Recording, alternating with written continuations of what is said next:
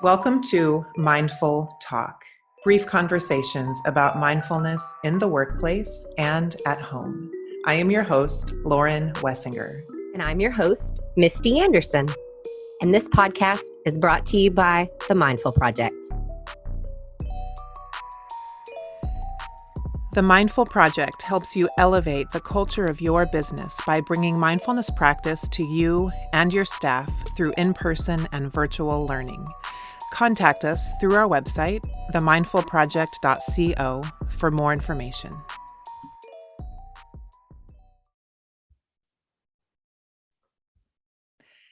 Hi, everybody. Welcome back to the podcast. Today, Misti and I are talking about the topic of forgiveness, which we realize is a very large, long topic, and we're going to do our best today to talk about forgiveness, both of self and of other, in the way we can in 25 minutes. So we'll see how it goes.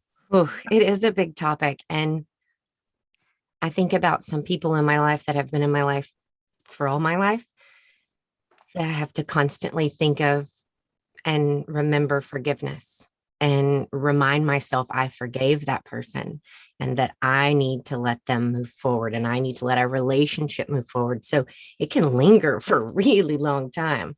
And I'm like you said about the self-forgiveness, when you do something, and just this morning, my daughter I just hit that breaking point where I popped and I yelled and I just, I beat myself up. And then they got on the bus. And then I said, you know what, Misti, you're a mom and things got hairy and stuff happens. You just need to forgive yourself because you're a human. Just like I tell her when she messes up, you messed up, you're a human. Like I try to tell myself that same thing.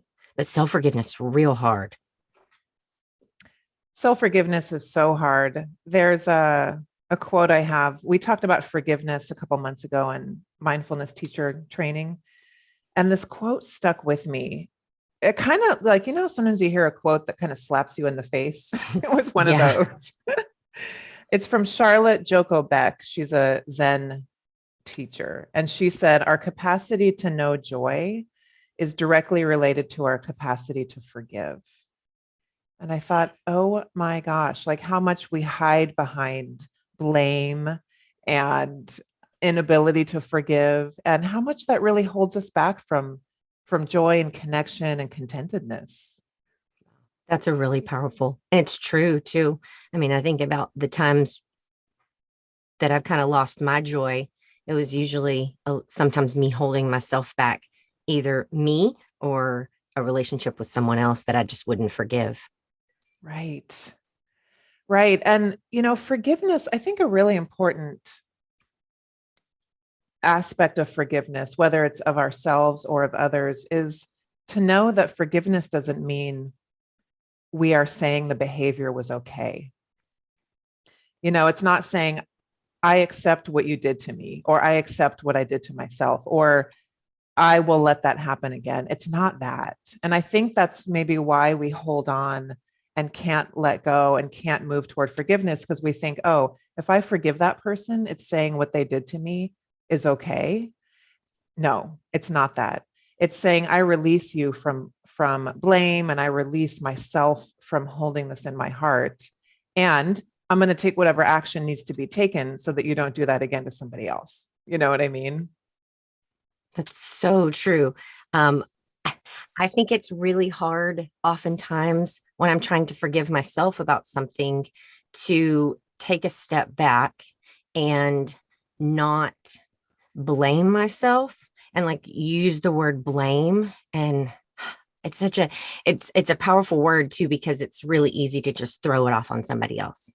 And then that lack of forgiveness just slows your whole journey down when in fact you could get rid of it. I feel like letting go of some of that and forgiving and forgiveness lets go of a big weight that can sometimes physically bring you down. And that's how I felt for many years from some relationships in my past. But once I finally forgave those people and then looked at them, and this was really hard, looked at them as humans, and that while what they did to me was terrible, they are human. They've paid the price. They've asked for forgiveness. We all should move on. And extremely hard. And those are big tap situations, but they go all the way down to the little ones. The little ones, like yelling at your kid this morning, can sit with you in your body for a really long time.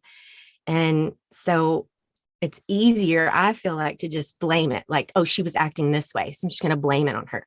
No, that was me. That was me. And I lost control in that moment. And I'm human and I will forgive myself. And I'm really glad we're talking about this morning because now I already feel better.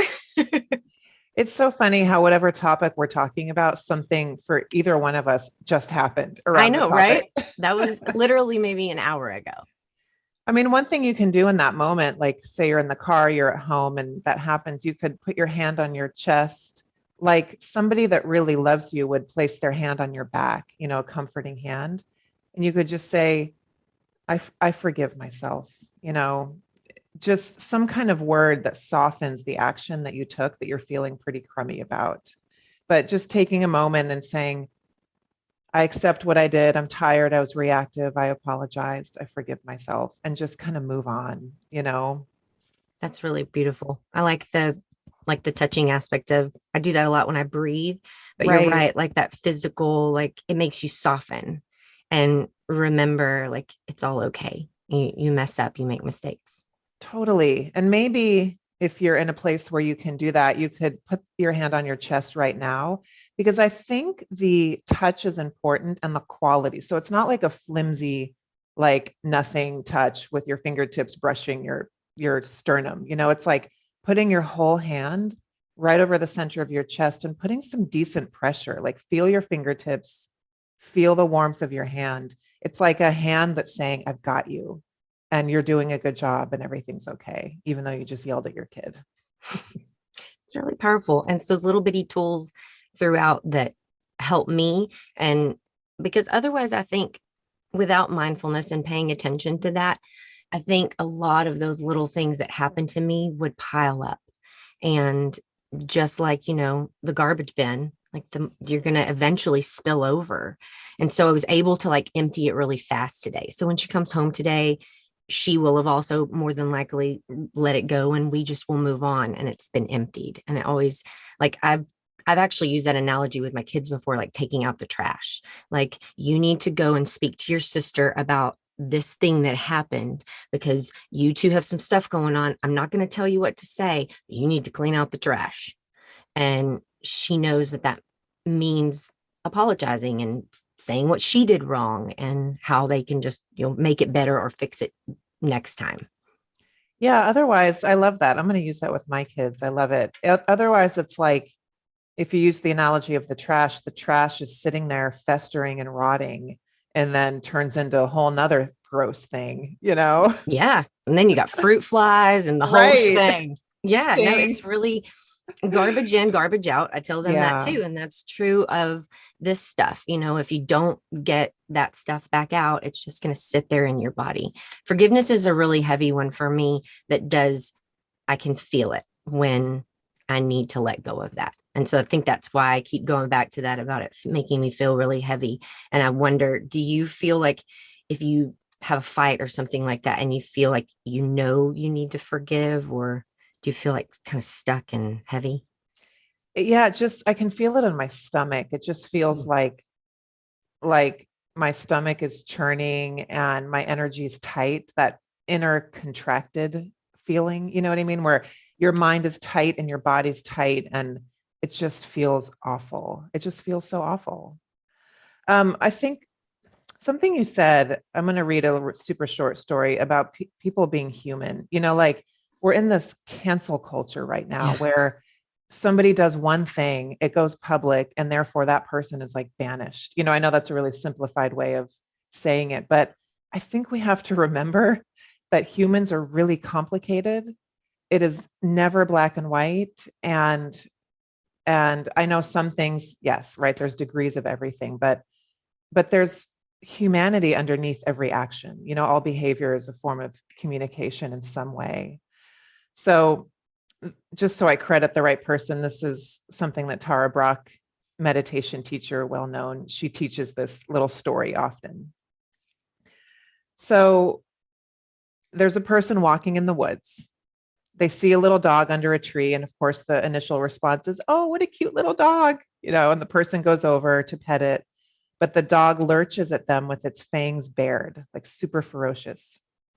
And they go from being friendly towards this little dog to saying, like, oh, bad dog, angry dog.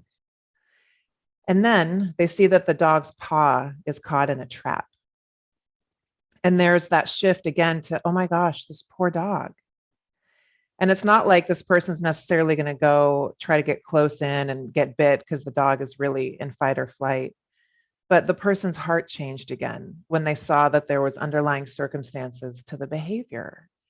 And I think it's such a good metaphor for, like, this morning, whatever caused you to be reactive toward your daughter, there was something underneath it. And maybe you'll know and maybe you won't know, but underneath every action we do is a lot of life lived and a lot of emotion and a lot of complication. And I think when we can start to see somebody's humanity, we just, mostly for our own selves, we soften inside and we're not so bound up by blame and anger and all of that. No, I couldn't agree more. Okay, so Lauren and I have been discussing, my oldest daughter has been going through some bullying on the bus. And I'm not going to cry because we've taken care of the situation. So it's okay. But let me tell you about this little girl and what I observed into what you're just saying. So throughout her little life of 8 years, when things like this have happened, or she's encountered somebody being mean, I've often said, not in the heat of it, of course, because in the heat of it, like we need to talk through it and I want your side. But later I've explained, like, what do you think's going on at that little girl's home? Do you think that little girl maybe is having like a fight with her mommy and daddy, or maybe her daddy's been working long hours or whatever? So we kind of discussed that stuff. Well, last year she had a bully that was taunting her on the bus. And when I say bully, I'm talking four eyes and you're stupid and, things like that, not physically hurting her as of yet. And so she told the teacher told the principal, because it'd gone on long enough. The principal took the little boy to the office, and Ella, my daughter, happened to see that little boy being brought out of the principal's, and he was crying, and it just broke her heart. And so that day she happened to get a treasure box reward from her teacher. And she got this treasure, which is a big deal in her world. And she gets on the bus that day and she sees this little boy sitting there very sad because he's gone to the principal's. And she goes over and she sits with him and she tells him that it's okay and she forgives him. And then she gave him her little treasure toy. And she gets off the bus and she tells me this. And I'm like, and she said, I just didn't want him to feel bad about it and beat himself up, because it was really okay. And he said he was sorry and he got in trouble. That's all it should be. And I was like, gosh, you were so right. So fast forward to this year, this little girl that's been taunting her is a little more aggressive. She's also older, and there's been some potential physical exchanges. And so that, had a different scenario for me. I'm like, okay, I want to believe in everybody's backstory, but I also want you to be safe. And so she came home and I asked her what happened on the bus. She said everything was fine. My 5-year-old later then came and told me what happened. And she didn't want to tell me because later she said, I didn't want her to get in trouble because I think that she's going through something at home. And you told me sometimes people react this way when things are difficult for them at home. And I was just like, oh, yay, yay. Like, if everybody in this world can start that type of mindfulness in their children when they're adults, I think Ella will be able to see things from other people's perspective. And that slows everything down. And it makes it not so just aggressive and in your face. It's more about like, you're human. I'm human. We don't have to be friends, but I have an appreciation for that you're having some life stuff and we've had life stuff too. So we're just going to sit apart and be fine with each other. And that's what they're doing now. Because I did explain to her, I was like, you can't just try to go be her friend and give her toys, because I don't think that's what she wants. But the moral of the story is like, it's really that simple to stick up for yourself and take care of the situation, but also to see it from somebody else's perspective and understand that they're human and they're going through something. That's so incredible. If we could just take lessons from the kids sometimes, you know what I No, mean?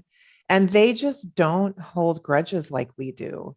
They just don't. I'm not sure what that's about. They just haven't had as much life experience or something, but they are more wise than so many adults in this country. I mean, every day my kids do something where I'm like, you are so much more wise than I am, child. right? So I tell her all the time, I'm like, I learned from you so much. Like that and when that happened, I said, I'm so proud of you. I wish that more adults would recognize and do what you're doing. So here's what I want you to do. I want you to continue to do that because that's how people learn from that. That's what mindfulness is. You practice, you do your practice. Others will see that and it will rub off on them. She's like, okay, mom. Well, she's also showing those kids a different way of being, deep down, Yeah. other than people that are that really have something going on psychologically, Yeah. but for the general population deep down, I think we forget that our deepest longing is not to harm. For regular functioning people, our deepest harming is not our deepest longing is not to harm. Our deepest longing is for connection. And sometimes that longing for connection comes out in ways that we just didn't intend. If you're a child, it's just unskilled and not knowing what to do. I mean, kids' brains are barely developed at that age. And so if we look at a lot of that behavior as just longing for connection, it really brings a softening. They obviously get it wrong, you know what I mean? If Yeah. they're, but there's very few people in this world who have an intent to deeply harm somebody. You know what I mean? And I think that the news tells us otherwise, and certain politicians tell us otherwise, but it's not true. In the big picture of humanity, it's not true that people want to harm other people and that's all they care about. Yeah. I know people who hold on to things like traffic stuff. You know what Right. I mean? Like someone cut Yes. them off in the traffic and they'll hold on to it for a couple days. That sits inside of you and it stews. And then what happens is back to the garbage.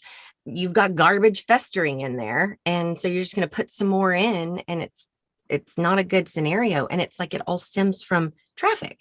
You know, I think a good practice is when you notice that that is full, like you're putting garbage in, it's time to take the trash out. So look at who is in your life. Maybe it's you that you need to forgive because there probably is somebody. And even if it's somebody in your life that's like a long time ago, because I had those and I'm like, it's fine. Took care of therapy, in my 20s, that's buried. No, that's not the case. It's in you and it will eventually come out. So if you have things that you need to move on from and forgive, man, it's a really nice relief and even if that person is no longer in your life, it can help you move forward, which is a huge step. It's a huge step. And forgiveness can be tricky because it's kind of a double-edged sword of forgiving when you're ready, because sometimes we're just not ready. And that's actually fine. Yeah. It's part of the healing process to not be able to let go of that on someone else's timeline. And we do have to eventually let go of some of this stuff. So it's like, I think each case is unique. We'll talk about grief in another episode, but it's the same thing. Like the timeline that matters is yours. And you definitely don't want to let stuff fester too long. There's that quote. I don't know. I don't think it's a Buddhist quote, but so many of us have heard it. It's holding a grudge is like allowing somebody to live rent free in your head, right? How much space that takes up. Forgiveness is for you as the person who has been hurt. I mean, yes, it matters because it ripples out and all of that matters to the healing of the world, but you're letting yourself off the hook when you forgive, because if you're holding this thing in your mind, this person is living in your mind, that person probably doesn't even know. It is not affecting their life at all. And so even though they're the one that harmed you, if we're talking about forgiveness of other, you're the one still holding on. You're the one that's actually continuing to harm. You know what I mean? So sometimes you have to take a hard look at like, what am I doing? Like, I don't want to hold on to this. My life is too short to hold on to this crap, you know? It's exactly true. And that's what I had a big, I think it was my 30th birthday, and I was in therapy and, just like monthly therapy for healthy reasons. And I had some people that just were weighing on me and some things I just never let go of. And the funny thing was, when we had the discussion, they had no idea that it was even a thing to me. And at first I was really hurt, but then I was like really mad at myself. Like, gosh, dang it, Missy, you held on for that for a long time and they didn't even care. So it was just like you said, it was only me that was affected. And then, so I like the living rent free in your mind. That's exactly true, because it can often take up a lot of room. A lot, like more than anyone cares to admit, that much room. There's a Lily Tomlin quote that I love. She says, forgiveness means giving up all hope for a better past, which I love because I think a lot of times we're holding on to our anger or our blame because we wish things were different, but we can't change the past. And so giving up hope for a better past is really the essence of forgiveness. It's moving toward acceptance of what happened. Doesn't mean you have to like it, doesn't mean you condoned it, but it's a thing that happened, And so just seeing that for what it is and trying to move on as best you can.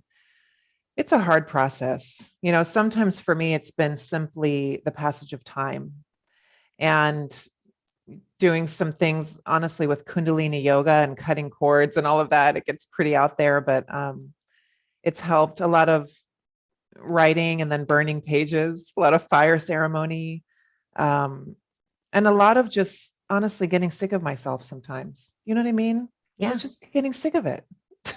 No, trust me, I get it. And I'm sure there's listeners that are like, oh my gosh, yes, Lauren, I get it.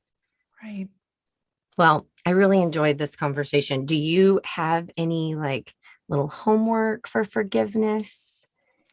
I would say to get really honest, if there's something that you're holding on to, we can easily hide behind the blame and feel so righteous in our anger and in our blame. But remember that all of these practices of mindfulness, most styles of meditation, definitely yoga, are about protecting our own state of mind. And part of that protection of our own state of mind is forgiving others and forgiving ourselves for being human. My restorative yoga teacher, Judith Lassiter, she has this phrase and she says, oh, how human of me, So just letting yourself off the hook and, oh, how human of me to be holding on to my anger. And the first step is just shining some light on something that needs to be released. Placing your hand over your heart, telling yourself it's okay to start to let go. It doesn't mean you agree with anything, but it means you can start to find some freedom. I love that. She's a great teacher. I love her as a restorative teacher. Well, thank you so much. I still have some, like forgiveness for myself. I think I'm going to go and put my hand on my heart and meditate after this, just to let it go about this morning. But I always appreciate our talks, and I hope everybody's doing well, and we will see you next time.